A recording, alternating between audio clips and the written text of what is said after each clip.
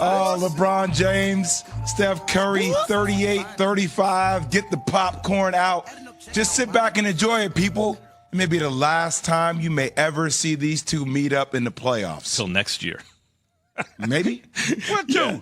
You don't know. Injuries, somebody gets hurt. No, of course. It just seems like we. Are you speaking of the Lakers? Said, Yeah, I think Dre said everyone's like writing, turning the page on those two teams, on LeBron and Steph. But man, here they are again in a meaningful playoff game. Nah, Jay. See, we had official visits the other day with certain point guards that we are courting. So we had an official guys visit. sitting courtside holding their daughter's hands. We had official visits, so I think we'll be back in this position again next year.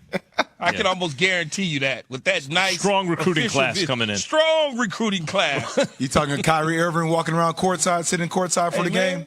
Yeah. D-Lo had to have a performance if Kai gonna come sit courtside now. Him and LeBron are still going through the whole routine.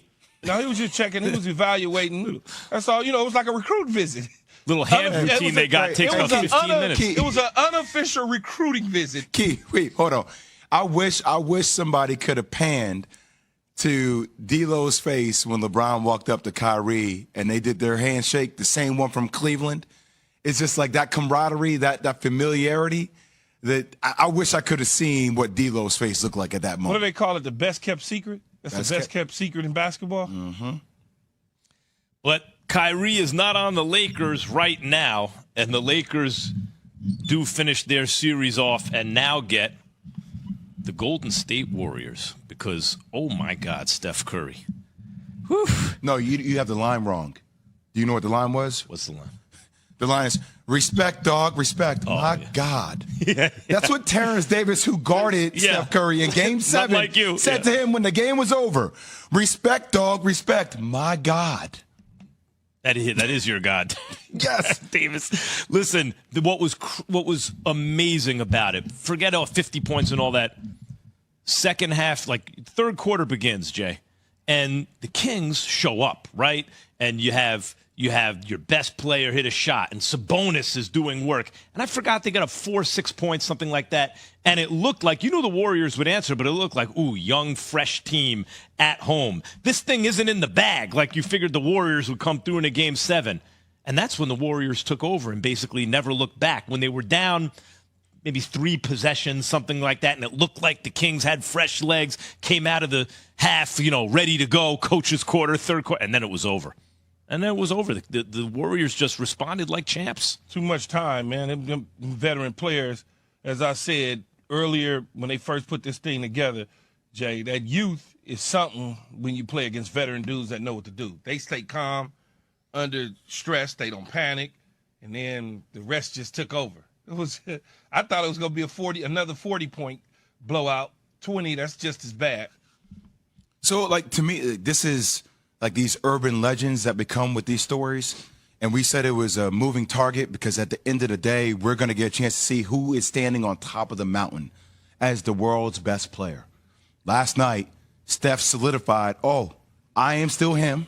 I was him last year. We had some issues throughout the course of the regular season on the road. And I just want the world to recognize I'm still him. But, guys, it's the way he did it. This all started before the game. So on Saturday, they had a team meeting. And Steph rarely talks to the team. He talks to people more individually and one-on-one. And Shams kind of reported this on The Athletic. Here's what happened, Key, the day before the game and what Steph said to his teammates. He assured them he could deliver victory if they all bought in. He implored them to put all their feelings aside, which sources with knowledge of the locker room felt was a message directed at Poole, Jonathan Kuminga, and other guys who might have been unhappy for reasons such as playing time and roles. Anyone who wanted to remain in their emotions, he told them to stay at home. Anyone who was ready for their vacation, he told them not to get on the bus for Sacramento. But anyone who did get on the bus, Corey took as their signature of approval and a binding agreement to be on board with the mission. And if they did that, they would get on the bus, and he promised he delivered. With his game, his faith, their solidarity, they'd win. That's what he told them before the game, man. About playing time. Who would be walking around there other than Wiggins, Clay, Dre, is Steph. Everybody else, y'all can go and sit down somewhere. Well, Key, they were asked in Game 6. In Game 6, you saw Jordan Poole arguing with one of the assistant coaches. No, I get it, but talking about, and Kuminga has talked about playing time. But all I'm saying is, it takes a special dude to be like, yo, y'all leave all y'all feelings aside. If y'all want to do what we need to do in Game 7, just follow my lead. Jay. He took 38 shots, Max. Yeah, Jay, he took and then 19 dropped shots 50. more than anybody else on the team. Yeah, that tells you what you need to know. It's one thing to say it, but then go out in the Game 7. Now think about the rest of the playoffs. Not as though Steph didn't already have credibility, but you say that to your teammates and then drop 50 in a Game 7. And again, like now it looks like a blowout. That first half was nip and tuck. And to start the third quarter, the Kings jumped up 3 possessions at least. Sabonis was looking good. Fox was looking good. That's when Steph was like, all right, you know what? I'm not through playing with you guys, and basically ended the game. But Key, not only with the people talk about him being the greatest shooter ever to play the game. I'm like, stop. That is. Don't minimize his greatness by just saying that. That's old now, and the greatest shooter part is old. They need to get rid of that and find something else. Top 2 handles in the league. Ooh, he was it. In the league. And by the way, Jay Rose said it on halftime. Hey, Jay, he had that thing on a yo-yo. All day long. And there's like a Harlem Globetrotter feel to the way he plays this game. Jay Rose said it the other day. I was thinking the same thing during the game. I'm like, the different shot makes at the rim, the layup package combined with the shooting, combined with the handles, that's what it is. It's 30 is different. It's unbelievable. And I got to say, you know me. I was like, let me see him win a finals MVP. I don't trust him in the clutch after I'd seen him in different finals not look like the Steph Curry to me. But, you know, Magic Johnson was called, you know, he started his career as a 20-year-old jumping at center and giving them the business, the Sixers, the business, winning a championship. But Magic Johnson hit rough patches. Tragic Johnson, you know, like turning the ball over against the Celtics in the finals, right? It's not like it's smooth sailing. Jordan changed the standard. It was like, now you have to be perfect. You can't ever lose in the finals, but that's not the way it's ever been, right? Bill Russell was sort of like that, and Jordan was like that. But for everybody else, you win some, you lose some. And some guys, it takes time over their careers to figure out how to be their best selves in these situations. Clearly, Steph is his best self now. You may mention some names. How tall was Bill Russell? 6'9". How tall was Magic Johnson? 6'8", 6'9". How tall was Michael Jordan? 6'6". All right, with like a 44-inch vertical, right? 8. So put that into context when you talk about a guy who's 6'2.5", 6'3". It's never happened before. A guy this size being the best player in the league. Imposing himself as the best player in the league, never seen before. By the way, that's 100%. The thing that LeBron had on Steph in 15 and 16 in those years was 260, man. Yeah, he was so much bigger, stronger, faster.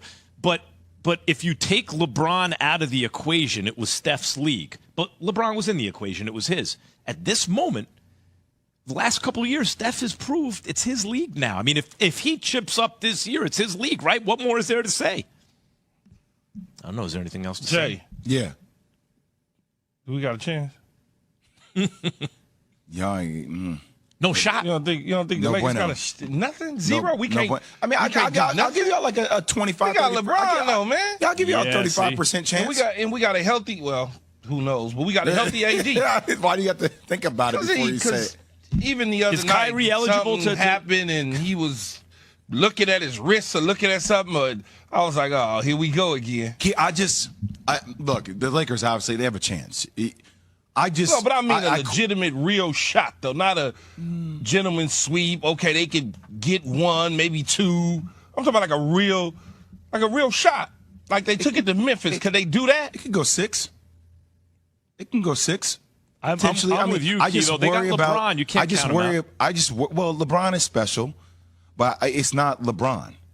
Like, see, the perimeter shot makers minimize LeBron because now it comes down to Dennis Schroeder, Austin Reeves, D'Lo, and their ability to guard perimeter-wise. But, Jay, all they do is run around and shoot threes. Are they allowed to activate Kyrie for this series? So, Jay, it's a bad matchup of styles. Okay, so their offensive style and our defensive style don't work. Our defensive style can't combat their offensive style. Even though we're one of the top defensive units in the NBA, they done not with this. Not against this offense. Not against their shooting and their style in which they play. I think that stylistic that style is different because you guys are a bigger team. right? Yeah, So understood. you're going to try to. It's like the same way with Memphis. You dominate the boards, you get points in the paint. It'll be that same style against Golden State. But Key, that's where we get into the difference is 16 they gonna threes hit or their twos. shots.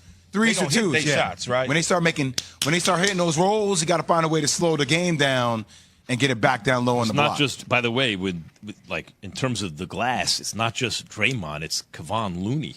Like he's been playing out of his mind, right? Like, so you start to look at role players like that. If they're going to play like that, it's going to be very tough. Yeah, but we clean the boards though. Yeah, We I'm saying keep indexing on the off. Looney had, like- we do a good job on cleaning the boards. The problem is they don't miss. radar. That's the So thing. we're though, just Key. we're gonna be standing up there just get the ball out the net. No, wait. I mean, look, you gotta minimize shots from the outside contest, and you have to dominate the boards like that. That you have to turn that into a half court exchange, and like we talk about Golden State being a momentum like team. When they knock down a three, all of a sudden it's 3-3-3, boom, boom, boom. They score in spurts.